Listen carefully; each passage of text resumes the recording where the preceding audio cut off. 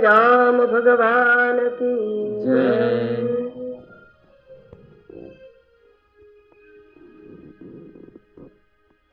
चैत्र मास ने मधुमास पण कहेवामां आवे छे,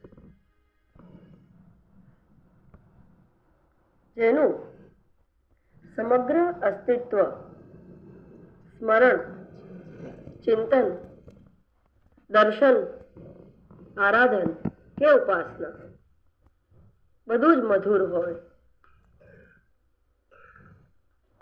કલિમલ તારક રામ નામ અત્યંત ગુહ્ય, અત્યંત તારક છે. જેવી રીતે શરૂઆતમાં જ્યારે શ્રીમદ ભાગવતજીનું મહાત્મ્ય આપણે શ્રવણ કરતા હતા ત્યારે શ્રી રાધા નામનો ઉલ્લેખ કરીને વાત કરી હતી પરમાત્માની આહ્લાદની શક્તિ.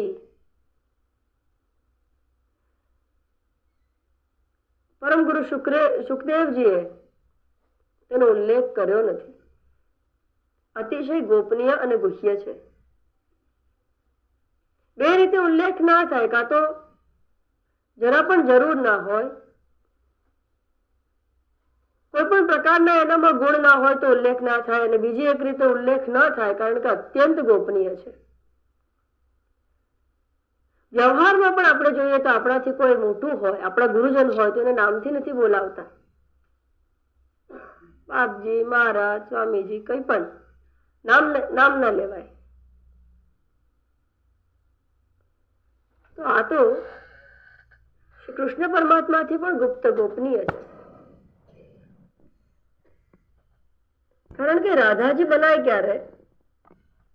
શ્રી કૃષ્ણ પરમાત્માના સમગ્ર ઐશ્વર્ય, સમગ્ર લક્ષ્મી, શ્રી, જ્ઞાન, વૈરાગ્ય એ બધાને સમગ્રપણે જે જાણે, પરમાત્માના સગુણ સાકાર રૂપ જે છે, ઉત્પત્તિ સ્થિતિ અને લયનું જે કારણ છે, એ પરમાત્માને એના કારણ સહિત જાણે અને એ જ પરમાત્માના નિર્ગુણ નિરાકાર સ્વરૂપને જાણીને પોતાના અંતરમાં સમગ્ર જગતનું અને પોતાનું પણ અધિષ્ઠાન એ પરમાત્મા જ છે. એ રીતે જેણે અષ્ટમૂર્તિભૂત દેવની 5 પંચમહાભૂત સૂર્ય, ચંદ્ર અને જીવાત્મા એ રીતે પ્રતીક ઉપાસના કરીને એ જ અધિષ્ઠાનને પોતાની અંદર અહમ તત્વથી જ્યારે જોયો હોય, અહંગ્રહ ઉપાસના કરીને તાભ્યામ નિર્વિચિકિત્સર્થે ચેતસઃ સ્થાપિતસ્ય યત એકતાનત્વમેતદ્ધિ નિદિધ્યાસનમુચ્યતે. એકતાનતાથી, તાભ્યામ એટલે કે શ્રવણ મનનાભ્યામ, પરમાત્માના યશ અને કીર્તિનું શ્રવણ કરીને, ગાન કરીને, તેમના નિર્ગુણ નિરાકાર સ્વરૂપને જાણીને, બંનેનો અભેદ પ્રસ્થાપિત કરીને ચિત્ત એકદમ જ શુદ્ધ બની ગયું હોય, એક ક્ષણ માટેની પણ વાસના ન રહી હોય. કારણ કે ભગવાને જયારે ચતુર્ભુજ રૂપે દર્શન આપ્યા નારદજીને, નારદજી બાળક હતા અને ભગવાનને પ્રાર્થના કરે છે કે મારે તો આપના મય જ થઈ જવું છે, મારે હવે આ જન્મ મરણના ફેરામાં નથી આવું. ત્યારે પરમાત્મા કહે છે કે એને માટે નારદજી, ભલે આપ મારા પરમ ભક્ત છો, પણ હજી સંપૂર્ણ વાસના ક્ષય થયો નથી, માટે વધુ એક જન્મ આપને લેવો પડશે અને પછી હું મારા પાર્ષદ તરીકે આપને પ્રસ્થાપિત કરી દઈશ. હવે સર્વશાસ્ત્રવિદ એ નારદજી, આપણે તેઓની વાત કરી હતી, તેઓ મંત્રવિદ હતા. તેઓને પણ જો એવું કહેવામાં આવે કે થોડી વાસના બચી હશે તો આપણે આપણો વિચાર કરીએ, કેટલી વાસના, કેટલી ઈચ્છા. આ જે ક્ષણ ચાલી રહી છે, એક ક્ષણ પછીની ઈચ્છા પણ ન કરવી, એવું સંપૂર્ણ વાસના રાહિત્યમ જ્યારે હોય, નિર્વિચિકિત્સા થાય, ચેતસઃ સ્થાપિતસ્ય યત, એવું ચિત્ત જ પરમાત્મામાં સ્થાપી શકાય છે. પરમાત્માના ચિત્તમાં પ્રવેશ આ શુદ્ધ મન જ કરી શકે છે. એની સાથે એક પણ અશુદ્ધિ હોય તો પ્રવેશ થઈ શકતો નથી. પ્રવેશ થાય તો પ્રવેશનું પ્રયોજન પણ સર થતું નથી. સાદા વ્યવહારમાં પણ કોઈ જગ્યાએ આપ જતા હો ને એક જળનું આચમન કરો છો, પણ એ જળ કદાચ દૂષિત થયું હોય, કોઈ ખરાબ બીજા રસ ભળી ગયા હોય, તો એ સાધારણ જળ પણ જ્યારે દૂષિત થયેલું હોય છે ત્યારે પચાવી નથી શકાતું. આ તો મન, એની અંદર થોડી પણ વાસનાની મલિનતા હશે તો એ પરમાત્મામાં પ્રવેશ નહીં પામી શકે. પ્રવેશ કરવાની બધી જ કોશિશ નકામી જશે. ખાસ સમજી લેવું, જો પરમાત્માને પ્રાપ્ત કરવા માટે ઉદ્યમ કરતા હોઈએ તો કે કેમ થતો નથી. અને આપણે હંમેશા એમ જ કહેતા હોય છે કે હે પરમાત્મા, હજી શું, એ બી એક ઈચ્છા છે, વાસના છે. હજી મારે શું કરવું છે, તું કેમ મળતો નથી? એને પૂછવાની વાત નથી, એ તો છે જ. આપણે આપણું ચિત્ત શુદ્ધ નથી કર્યું, અને પ્રમાદને લીધે, અજ્ઞાનને લીધે, અને માટે જ ગુરુ સદનની વાત કરી છે. ચેતસઃ સ્થાપિતસ્ય યત, એવા નિર્મળ ચિત્તને પરમાત્મામાં સ્થાપીને અનંત કાળ સુધી એકાગ્ર ચિત્તે સજાતીય પ્રવાહથી અખંડ આકાર વૃત્તિથી, અખંડ આકાર એટલે કે વૃત્તિનો આકાર, કોઈ પણ વસ્તુ કે પદાર્થનું જ્યારે જ્ઞાન થાય છે ત્યારે વૃત્તિ વગર જ્ઞાન શક્ય નથી.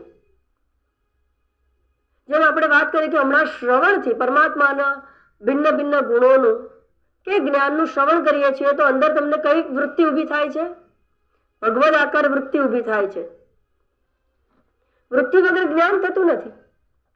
જ્યારે પરમાત્માનું અહીંયાથી યશોગાન થતું હોય છે, આજે સવારે સુંદર ઉત્સવ થયો, આપણા મનમાં કોનો વિચાર આવતો હતો?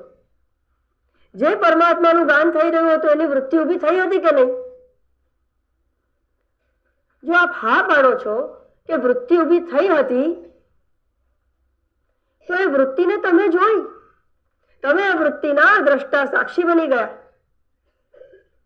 એ વૃત્તિને જે જોનાર છે, જેને એ વૃત્તિ જે તમે આમ ડોકું હલાવ્યું અને ક્ષણમાં પાર જ નથી લગાડી. હું તમને હજી પૂછું તમારું નામ શું, તો યાદ કરો હજી તમે. કેમ? કારણ કે અત્યારે મન પરમાત્મામાં તરબતર છે. પોતાનું નામ થોડું યાદ કરતા એક ક્ષણ તો લાગી જ જાય. પણ જેવું મેં કહ્યું કે અંદર પરમાત્માની કે કોઈ પણ આકારની વૃત્તિ ઊભી થઈ હતી, તો આપ કહો છો હા. આ સતત અંદર જાગતું, જેને ના પાડી હોય, ના તો કોઈ પાડી નહીં, પણ જેને ના પાડી હોય એને નથી વૃત્તિ થઈ એ પણ જોયું. થઈ છે કે નથી થઈ એ જોનાર કોઈ છે વૃત્તિથી જુદો, વૃત્તિથી અન્ય. અને વૃત્તિથી અન્ય જોનાર પેલો અંદર જુદો છે. એ જ પેલો નિર્મળ અમૃત પરમાત્મા, જેનું યશોગાન કરીને એને પ્રાપ્ત કરવાનો આપણે પ્રયત્ન કરી રહ્યા છીએ. આ અખંડાકાર વૃત્તિ, જેમાં વૃત્તિનો ખંડ નથી થતો. પુસ્તકનું જ્ઞાન મારે જોઈતું હોય તો અહીંયા આ પુસ્તક, એના ગુણ જુદા, રૂપ જુદું. પુસ્તકનું જ્ઞાન હું કોનાથી લઈ શકું છું? હાથથી? તો કે ના, એને માટે ચક્ષુ ઇન્દ્રિય જોઈએ. અને મને જ્ઞાન થયું આ પુસ્તક છે. પણ જળનું જ્ઞાન લેવું હોય તો જોઈને ના થાય, પીવું પડે, આસ્વાદન લેવું પડે. એટલે કે રસનેન્દ્રિય વૃત્તિ ખંડિત થઈ ગઈ, વૃત્તિના કરણો ખંડિત થઈ ગયા. અહીંયા કંઈક એવી રીતે પરમાત્માનું ધ્યાન કરવાનું છે કે ધ્યાન કરનાર, જેનું ધ્યાન થઈ રહ્યું છે એ બંને એક જ હોય, અને જેના દ્વારા જ્ઞાન થઈ રહ્યું છે એનો પણ અભેદ હોય. અને એ ક્યારે શક્ય બને? હું મારા દ્વારા મારું જ ધ્યાન કરવું. અને માટે આ જે હું છે એ નિર્મળ શુદ્ધ પરમાત્મા જેવો ન થાય ત્યાં સુધી મારું, મારા દ્વારા જ્ઞાન મારું શક્ય નથી. અહમ પ્રત્યયથી. આ જ નિધિધ્યાસન. એવું અનંત કાળ સુધી નિધિધ્યાસન કરીને શુદ્ધ ચિત્ત થયું હોય અને ત્યારે અહમ બ્રહ્માસ્મિની જે વૃત્તિ ઊભી થાય ને, આ વૃત્તિ રાધાજી છે, રાધાજીનું પ્રતીક છે. શરૂઆતમાં મન જ્યારે ભક્તિ વાળું હોય તરત જ એ બ્રહ્મની વાત ન કરી શકાય, ન સમજાવી શકાય, માટે આલંબન આપ્યું. ભાઈ આ પરમાત્મા છે, અવતાર છે, સાકાર રૂપ છે, એની આ શક્તિ છે. પ્રયત્નતઃ એની અંદર, કારણ કે હવે આપણે જોઈ ગયા છીએ સૃષ્ટિની ઉત્પત્તિમાં કે શરીરનું એકો એક અંગ ક્યાંથી થયું છે ઉત્પન્ન, એ પરમાત્મામાંથી જે ઉત્પત્તિ થઈ છે આપણે જોઈ ગયા છીએ. માટે તत् અન્વેષ્ટવ્ય, એનું અન્વેષણ કરવાનું છે, શોધ કરવાની છે. અંદર છે જ, ઉત્પન્ન નથી કરવાનું, પરમાત્માને ઉત્પન્ન નથી કરવાનું. પરમાત્મા તો અજન્મા તત્વ છે, એને ઉત્પન્ન નથી કરવાનો, એને માત્ર જાણવાનો છે. આ જે જાણી જાય એ શ્રી રાધાજી. વાત ચાલે છે ગુપ્ત ગુહ્ય નામ, એવી રીતે રામ નામ પણ તારક છે, ગુપ્ત છે, ગુહ્ય છે. એમનું પ્રાગટ્ય અનંત કોટી જન્મો સુધીના, જ્યારે શુભ પ્રારબ્ધ નથી આવતા ત્યાં સુધી પ્રાગટ્ય થતું નથી. અને જે ક્ષણે પરમાત્માનું પ્રાગટ્ય થાય છે એ ક્ષણે જો ચિત્ત નિર્મળ હોય તો કહેવાય છે કે રામ નામ માત્ર શ્રવણ માત્રથી કે સ્મરણ માત્રથી સમાધિ લાગી જાય છે. અને એનું તાદ્રશ્ય દ્રષ્ટાંત શ્રી વ્યાસજી છે. સવારે પણ આ વાતનો ઉલ્લેખ કર્યો હતો કે મૂળ શ્રીમદ ભાગવતમાં રામ લીલા જે છે બાળપણથી, કે રામજી ભગવાને જે લીલા કરી એ બધાનું જ વર્ણન આવે છે. પ્રાગટ્યની વાત નથી કરી.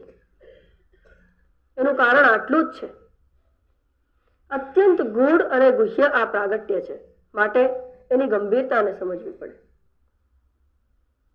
વ્યાસ ભગવાનને કંઈક એવું કહેવું છે કે જન્મ, લીલા, શ્રવણ એ બધું કદાચ રહી જાય આ જન્મે તો રામ નામ લઈને તો જજો છેલ્લે, બીજું કઈ નહીં તો. અને માટે જ્યારે મૃત્યુ વેળાએ રામ નામ તો પેલું તો મળતું હોય છે. રામ નામ એને કેટલું કામ લાગવાનું અન્યને જણાવવા માટે કે આ રામ નામ જે છે, બસ ખાલી આ નામને યાદ રાખીને શરીર છોડી દેજો. તો આ તારક જે છે નામ, નેક્સ્ટ બર્થમાં તો અમારું શું થશે? બીજું કંઈ નહીં થાય, મનુષ્ય યોનિમાં અવશ્ય જન્મ મળશે. અને મનુષ્ય યોનિમાં જન્મ મળે પછી બધા જ પુરુષાર્થ થઈ શકે છે.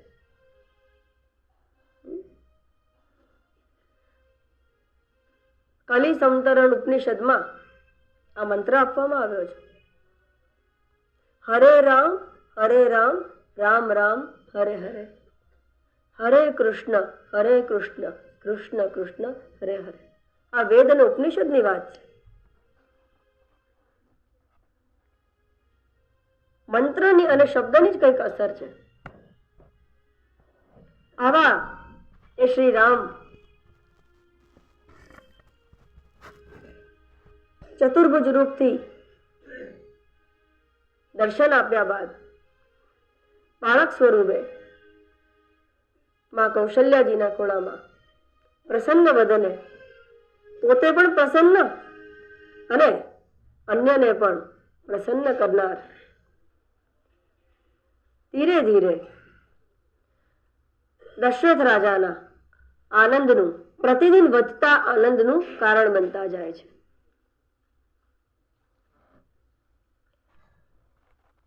વશિષ્ઠ મુનિ તેઓના દર્શન માટે, દર્શનના બહાને આમ તો ક્યારે પણ પધારતા નથી દશરથજીના આંગણામાં. શ્રી રામ પધાર્યા છે એ જાણીને તેઓ દશરથજી પાસે આવે છે અને આપના જે રામ, દશરથજી કહે છે કે શું સેવા કરું હું આપની?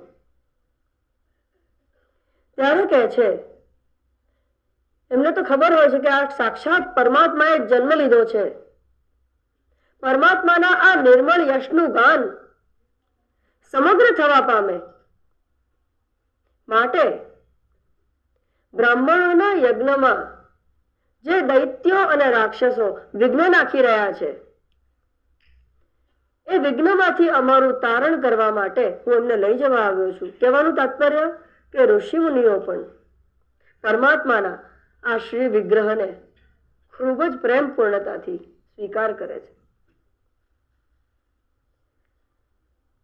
રામ ભગવાન અને સવારે જ્યારે આપણે હનુમાનજીનો ઉલ્લેખ કર્યો, પવન તન સંકટ હરણ મંગલ મૂર્તિ રૂપ, રામ લખન સીતા સહિત હૃદય બસહ સ્વરૂપ સિયાવર રામચંદ્ર કી જય. રામ ભગવાન નાના હતા ત્યારે એક મદારી વાંદરાનું નાનું બચ્ચું લઈને ખેલ કરવા આવે છે. ખેલ કરીને એ તો જતો રહે છે અને અહીંયા રામ ભગવાન ખૂબ જ રડે છે. કેમ કરીને રોકાતા નથી. પરમાત્માની આ અકળ લીલા દશરથજી સમજી નથી શકતા. ગુરુ વશિષ્ઠજીને બોલાવે છે અને પૂછે છે કે આનું કારણ શું છે. તેઓ સમાધિસ્થ થઈને એનું કારણ જાણી લે છે કે રામજી એમના પરમ શિષ્યને, પરમ ભક્તને શોધી રહ્યા છે. અને પરમાત્માએ જ્યારે ઋષિમુનિઓએ અને દેવતાઓએ પ્રાર્થના કરી હતી કે રાવણ અને કુંભકર્ણ આ દૈત્યો જે જય વિજય પાર્ષદ હતા, જે હિરણ્યકશિપુ અને હિરણ્યાક્ષ હતા, તેઓનો ઉપદ્રવ વધી ગયો છે, ત્યારે રામ ભગવાને જ કહ્યું હતું કે તમે બધા વાનરનું રૂપ લઈને જન્મ લેજો અને હું દશરથ નંદન રામ થઈને આવું. દશરથ રાજાને ખબર પડી કે માત્ર એક વાનરના બચ્ચા માટે રામજી રડે છે. મારા જેવા મોટા રાજા માટે તો આ સારું ન કહેવાય. જેટલા વાનરના બચ્ચા, જેટલા વાંદરા હતા, બધા એક પછી એક લાવે છે, એમને આપે છે કે લો. રામ ભગવાન રડવાનું બંધ જ નથી કરતા. જ્યારે પેલા મદારી, જે મદારીએ ખેલ બતાવ્યો હતો,